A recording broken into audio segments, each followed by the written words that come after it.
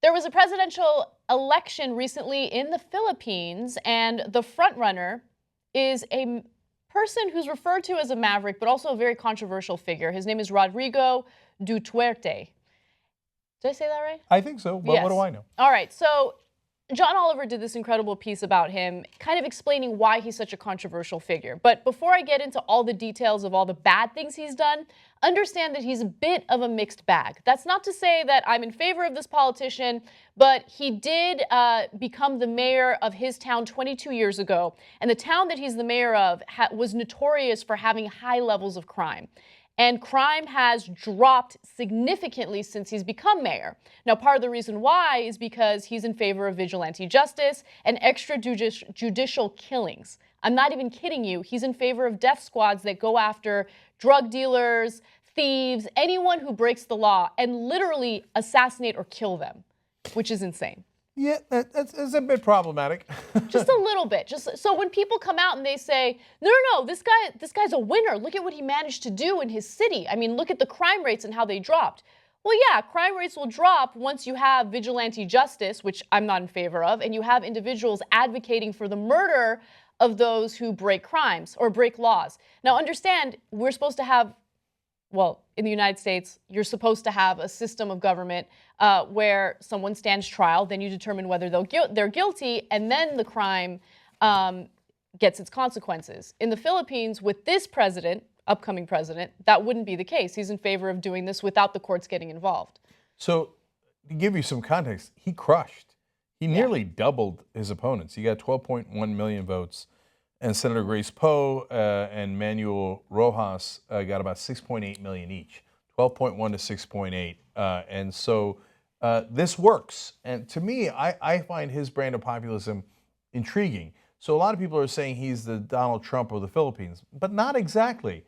And look, you know I'm on Bernie Sanders' side, so I don't mean any disrespect with this analogy. But I actually think he's a combination of Donald Trump and Bernie Sanders. Mm-hmm. That if you were a true populist demagogue, that's the way you would go. So he says, extrajudicial killings, who cares? Let's kill them all, right? Mm-hmm. Now, even he doesn't say, let's kill them all. But you see where I'm going with it. Well, that's obviously Trump-like.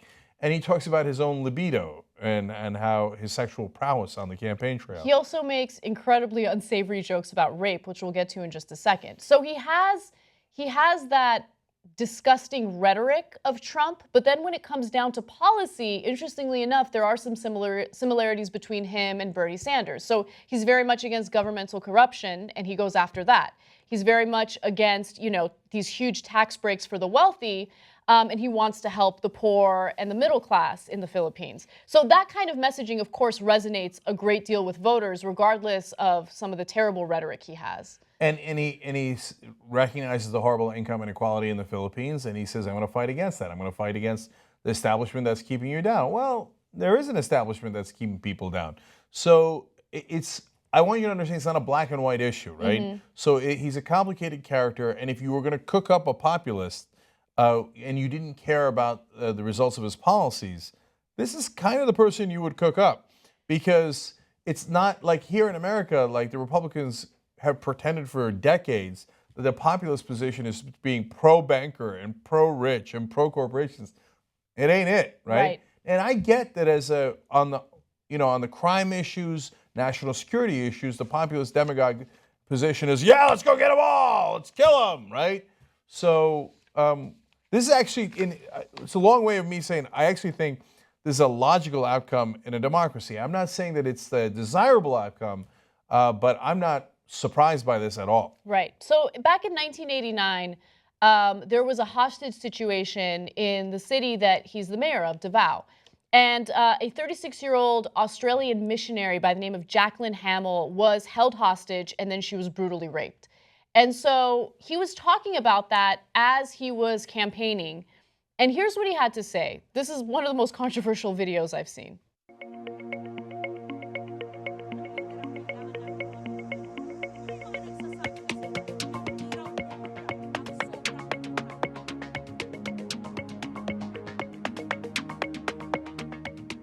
Nirape nila yung lahat ng babae.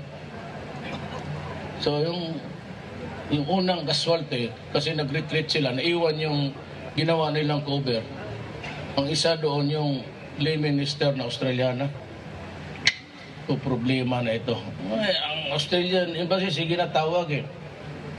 Paglabas, binalot, tinigdan ko yung muka. Tangina, parang parang artista sa Amerika na maganda. Tangina, kasayang nito.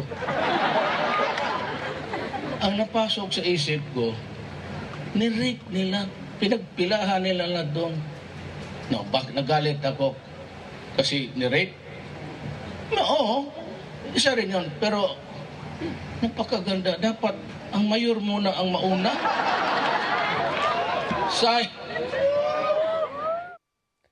Wow.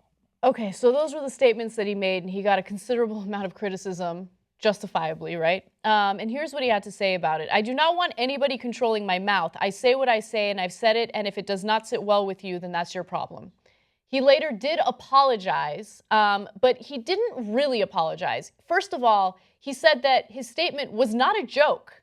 However, his statement was part of a narrative.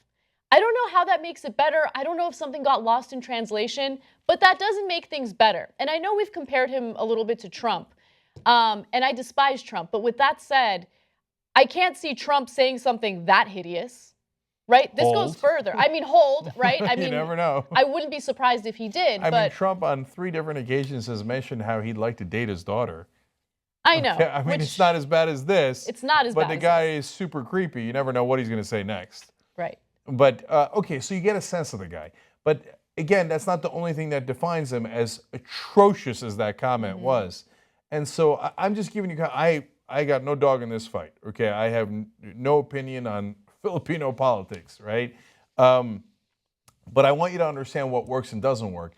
And so when the establishment in all these different countries lie to you and tell you, oh, no, the position of helping the powerful is actually a popular position. It is not a popular position. So whether we like it or not, and half of these things we do not like at all, that he won on those issues, his positions are, I get it. I get why they're popular. He is a classic populist. And so when he runs a campaign like that, he won easily.